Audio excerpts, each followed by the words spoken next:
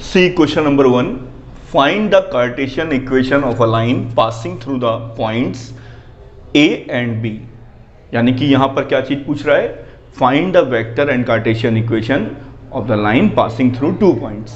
सबसे पहले मैं कार्टेशियन इक्वेशन निकालता हूं. देखिए ध्यान से, कार्टेशियन इक्वेशन क्या होगा बच्चों? सबसे पहला काम है, आपको मैंने बताया था कि इसमें A पॉइंट मान लीजिए आप फिक्स है,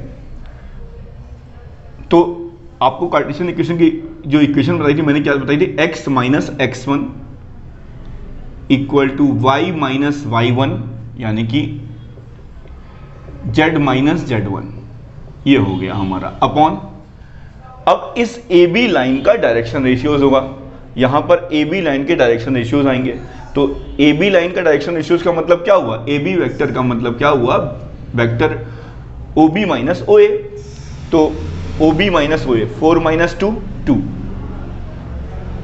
2 माइनस माइनस 1 3, 1 माइनस 3 माइनस 2. ये आपका आंसर आ जाएगा vector equation of a line passing through 2 points. अब उसने कहा है also reduce it to vector form. तुरंत हो जाएगा. आर इक्वल टू किस पॉइंट से पास हो रहा है? R equal to A plus lambda B vector होता है. तो ए क्या है? वो पॉइंट होता है. तो यहां पे लिख लीजिए 2i minus j plus 3k plus lambda B vector किसके पैरेलल में है या किसके डायरेक्शन में है? 2i plus 3j minus 2k. हो गया आपका. अगर आपने ढंग से पढ़ा है तो आप बहुत आराम से कर लेंगे. ये आपका पॉइंट शो कर रहा है और ये आपका डायरेक्शन शो कर रहा है कि वो जो वेक्टर है आर माइनस ए वो किस डायरेक्शन में है.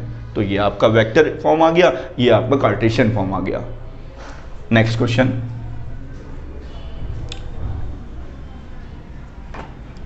एक बात और मैं बच्चों आपको समझा दे रहा हूं इसी में.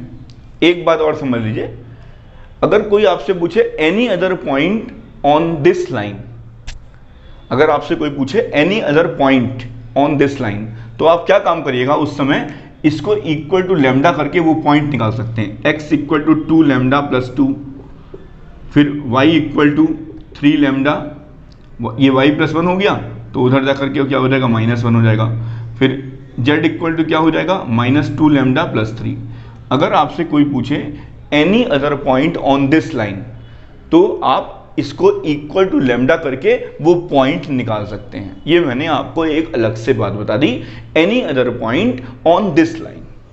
तो आपको करना क्या है? जो कार्टेशियन इक्वेशन है इक्वल टू लेमडा करके वो पॉइंट आप निकाल सकते हैं कि ये पॉइंट भी उस लाइन पर लाई होंगे. Now the question number 2. The Cartesian equation of a line are 6x minus 2 equal to 3y plus 1 equal to 2z minus 2. आप कहेंगे सर ये तो x minus x1 upon a equal to y minus y1 upon b equal to z minus z1 upon c के form में तो लिखा नहीं है. ये सर बड़ा अजीब टाइप का लग रहा है. Find its direction ratios and also find vector equation of the line. कोई बात नहीं, अभी हम लोग इसको लिखते हैं. आंसर 2. 6x माइनस 2 लिखा हुआ है. आप यहां से जानबूझकर 6 कॉमन ले लिए तो क्या आ जाएगा? x माइनस 2/6 इक्वल टू, यहां से जानबूझ के 3 कॉमन ले लीजिए, यहां से आप जानबूझकर 2 कॉमन ले लीजिए, ये आ गया. अब आप क्या काम करिए बच्चों? ये 6 है, ये 3 है, ये 2 है, इनका एलसीएम ले लीजिए आप. एलसीएम 6, 3 एंड 2 कितना आएगा?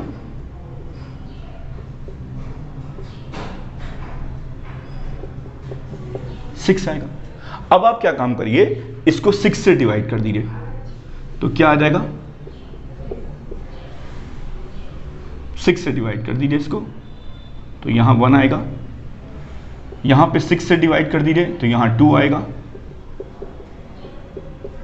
यहां पर 6 से डिवाइड कर दीजिए तो यहां पे 3 आएगा.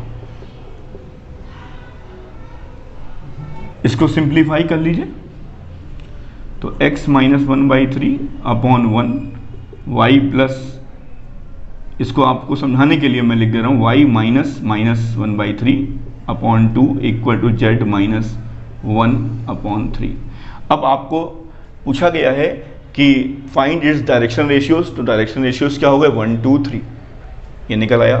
डायरेक्शन रेशियोज क्या होंगे 1 2 3 होंगे। और ऑल्सो फाइंड वेक्टर इक्वेशन निकाल लेंगे आराम से। R equal to A, point क्या है 1/3i माइनस 1/3j और प्लस का k, ये हो गया a plus lambda B vector.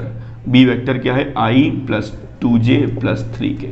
हो गया आपका आराम से, अगर आपने ढंग से पढ़ा है तो बहुत आराम से हो गया।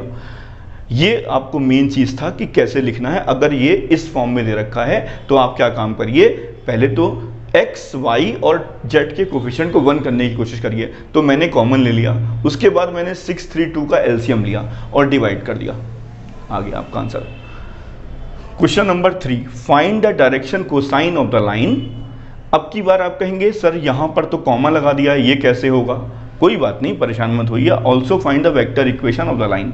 सबसे पहले हम लोग ठीक से लिखेंगे इसको, आंसर 3 x माइनस 2/2, यहाँ से 2 कॉमन ले लीजिए, y minus 5/2 upon minus 3 equal to, अब यहाँ पे क्या लिखा हुआ है कॉमा लगा है, तो आप क्या काम करो इसको इधर ले आओ, z प्लस 1/0।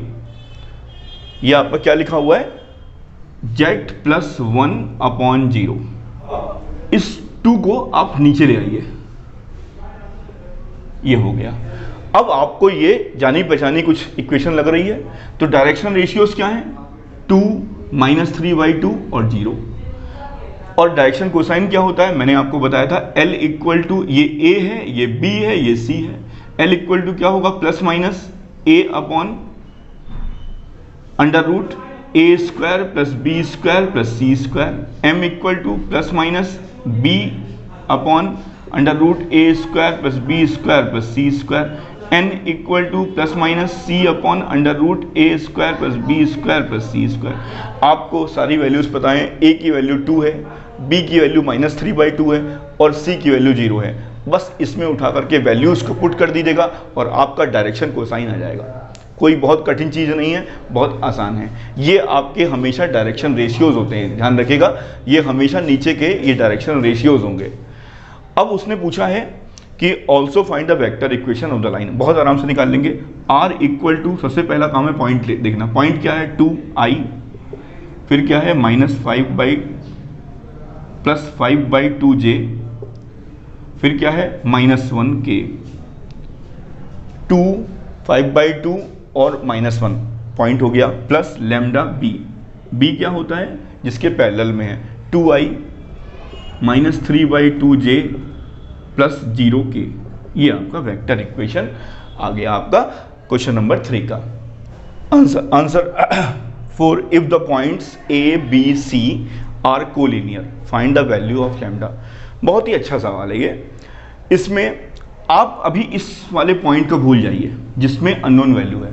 आप केवल ये बताइए equation of a straight line passing through 2 points की इक्वेशन क्या होती है। x माइनस x1, ये x माइनस x1, फिर y minus y1 equal to z minus z1 upon direction ratios क्या होंगे x2 माइनस x1 माइनस 4 और ये आपका हो जाएगा minus 3, x2 y2 minus y1 minus 1 minus 2 और फिर minus 2 minus 4, x2 minus x1 y2 minus y1 और z2 माइनस z1, ये हो गया। अब आप ये बताइए मुझे, अगर ये पॉइंट कोलिनियर का मतलब क्या होता है, तीनों पॉइंट एक लाइन पर हों तो 2 पॉइंट तो कोलिनियर होंगे ही होंगे। तो अगर ये पॉइंट कोलिनियर है तो इसका मतलब है ये इस इक्वेशन को सेटिस्फाई करेगा। Now to show C 5 5 5 lambda is collinear, put this point in above equation of line। Put कर दीजिए, x की जगह क्या करना है पुट 5, z की जगह y की जगह क्या पुट करना है 5, और जेड की जगह क्या पुट करना है, लैम्डा। अब आप पहले देखिए बराबर इक्वल आ रहा है कि नहीं आ रहा है। देखिए 5 + 1 6, 6/-3 -2, ये भी -2 आ रहा है। तो इसका मतलब है ये वाली वैल्यू भी -2 के इक्वल आनी चाहिए। तो आपका आ रहा है 4 × 2 = 8 हो गया, ये 2 इधर आ जाएगा तो 10 जाएगा। आपको पहले से ही दे रखा है कि कोलिनियर है, आपको दे रखा है, यहां पे 2 शो नहीं है।